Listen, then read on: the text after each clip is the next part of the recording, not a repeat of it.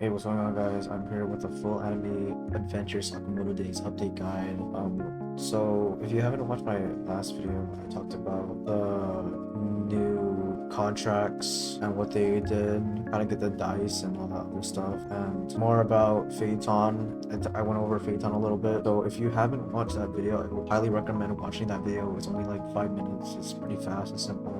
In this video, I'm going to be talking about a little bit some other features that have been added. Just little small features that I didn't add in the last video. So they did change more unit models. The only one I know that they did change was Tengen.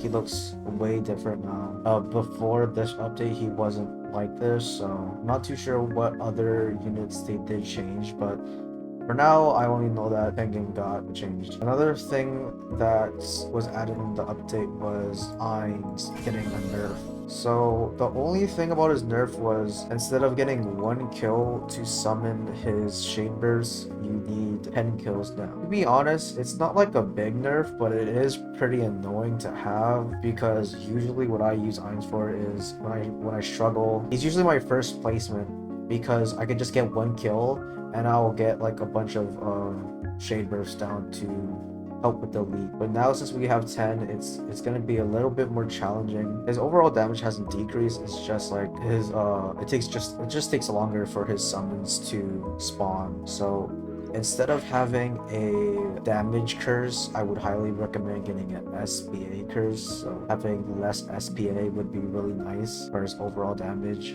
because he does have a high SPA when you max him out. To me, it's not like a big deal. I don't think the summons were like a detrimental change to Ainz. I don't think he's worse than he was before. I mean, yeah, he's still worse, but it's not like the biggest thing. Like, it's not like the end of the world. So what else I'm going to be talking about is what free-to-play units are good to use in event, what free-to-play traits are good for them. Let's get to it. Iron is a really good physical sub DPS and meta slow support. She does a good amount of damage, so she's great to have on your team. She also slows air. Once you get her evolved, her last ability is a multi-hit. Some free-to-play traits that are good on her are Sniper, Superior 3, or any mythical trait, the best being Divine. Bulma's Speed Card Idol. You can bring both Bulma and Speed Card if you like to. I usually do since most of my units are high cost.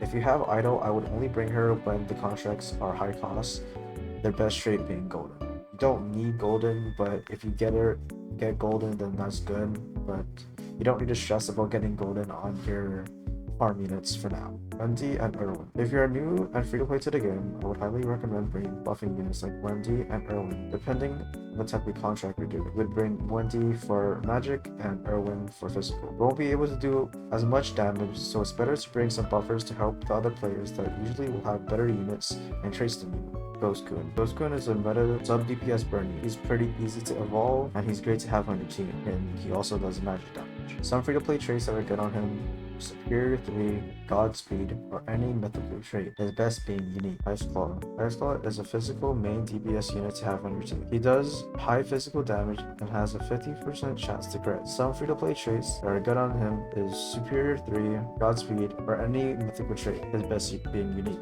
Honey is a great physical heal sub DPS. She has very low SPA. Her best free-to-play traits are Godspeed, Superior 3, or any mythical trait, her best being Divine.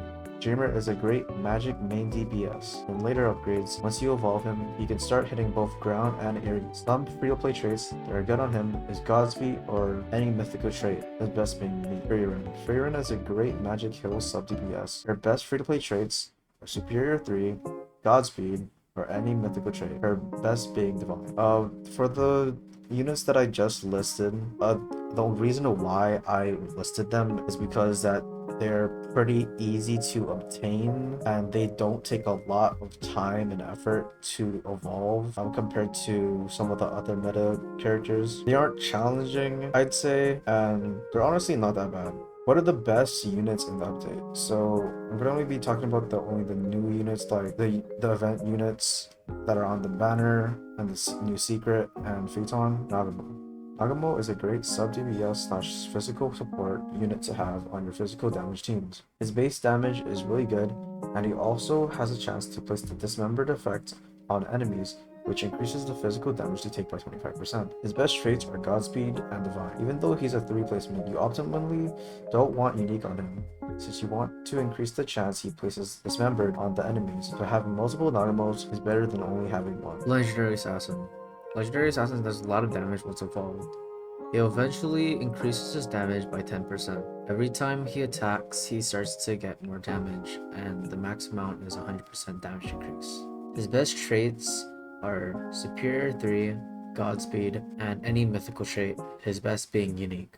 Phaeton is a good meta full AoE main DPS burn unit to have on your team. He is really good for newer players once you're able to get your hands on him, and evolving him isn't too much of an issue. His best traits are Superior 3, Godspeed, and any mythical trait, his best being unique.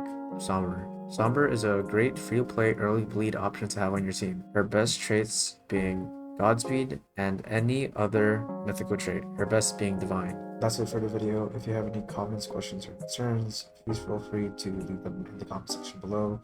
I'll do my best to respond to them. And yeah, have a good one.